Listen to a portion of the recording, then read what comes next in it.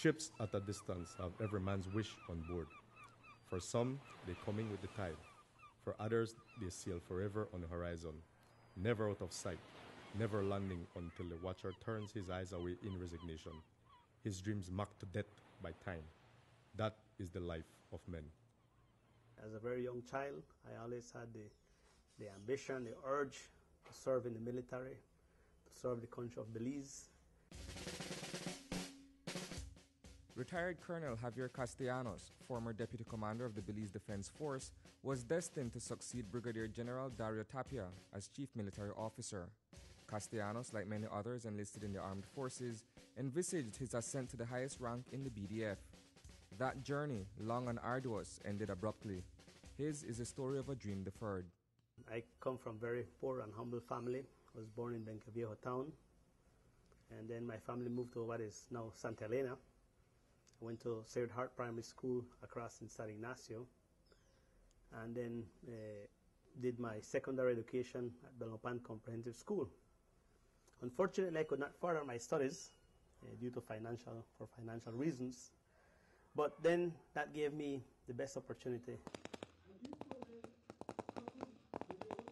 On January 23, 1988, Castellanos gave up civilian life for battle dress, and so began his storied career as a soldier, one that would span 23 years. Once I got in, I fell in love with the profession.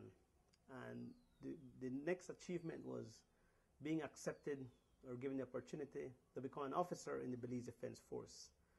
And one of the greatest achievements was when I attended and graduated from the Royal Military Academy Sandhurst in the United Kingdom.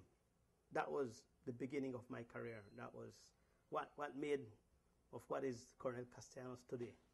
A year after recruiting, Castellanos was joined in the rank and file by Oscar Salgado, who, like him, also attended Sandhurst. Despite their individual humble beginnings, both men would later endure similar hardships at the hands of the pecking order.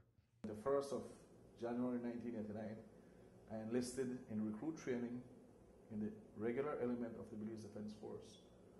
I attended the Royal Military Academy Sandhurst immediately thereafter and graduated on the 4th of August in 1990.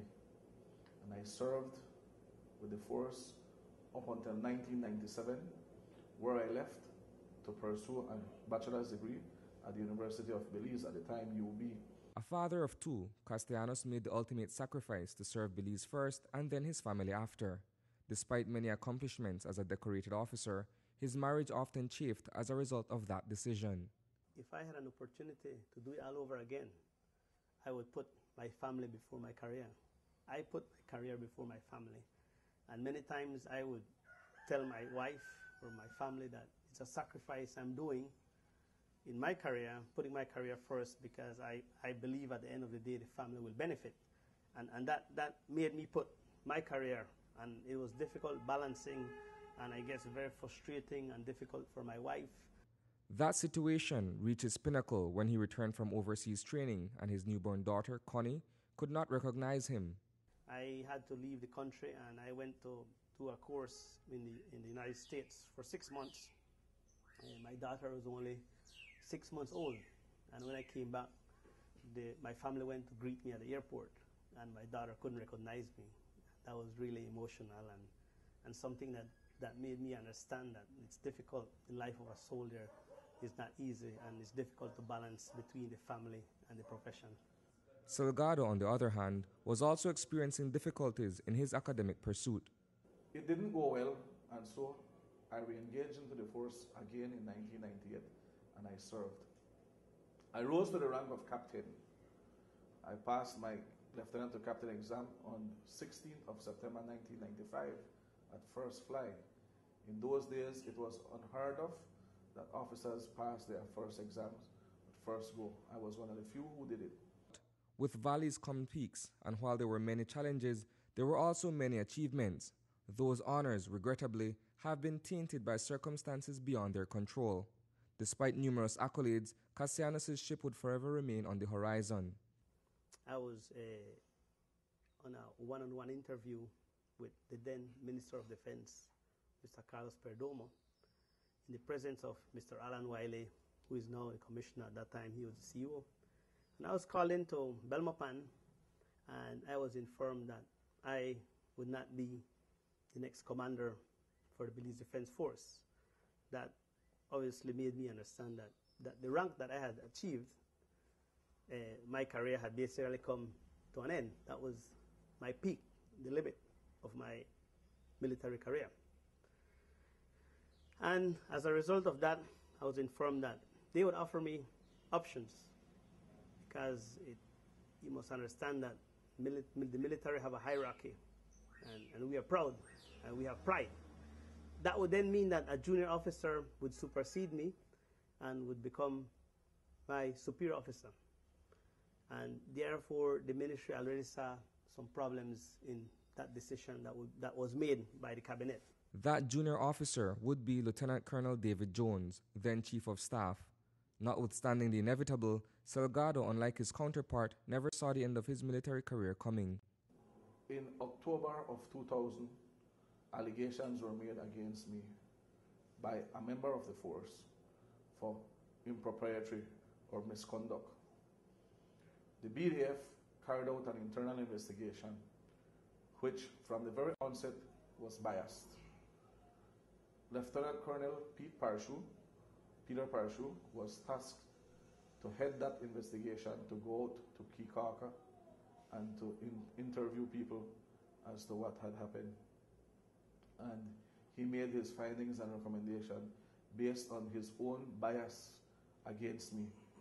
He and I had been working as battalion commander, and I was his adjutant, when he had made allegations that I was having an affair with his then commander wife. Something that he did not prove, but he had harbored that hatred and that ill will towards me. For Castellanos, despite being somewhat prepared, his dreams were washed away in the perfect storm. On October 12, 2011, it was reported that a cache of high-powered weapons had gone missing from the force armory at Price Barracks.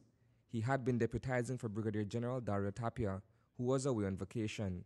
Our initial investigations have revealed that a total of 22 times M16A1 rifles, which are unserviceable, 2 times M4 Colt Commando rifles, also unserviceable, 11 times 9mm Beretta pistols, which are serviceable, and 7 times 4 M4 Carabine rifles, which are serviceable. And they are reported missing from the weapons bulk store, which gives a total of 42 weapons missing, being 31 of them rifles and 11 pistols. Of these, 7 of the rifles are serviceable and 11 pistols are serviceable. The incident preceded what would have been a voluntary resignation from the BDF. The stage is already set that obviously my career, by my own choice, would soon come to an end. And I had accepted it, which for me, that was not a problem. It was my decision. I was then even offered the opportunity to work in Belmopan as the Deputy Coordinator, National Security with the National Security Council. And I refused again because I said I would wait for when the time is right to submit my voluntary resignation. And unfortunately, that was 2 months before this incident occurred, which led to obviously what is, I'm here now today, now retired, and I opted for an early retirement.